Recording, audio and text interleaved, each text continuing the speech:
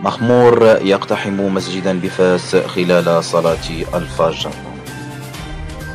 أقدم شخص مخمور على اقتحام مسجد بحي كريو بمقاطعة زواغا بفاس أمس الأحد أثناء صلاة الفجر.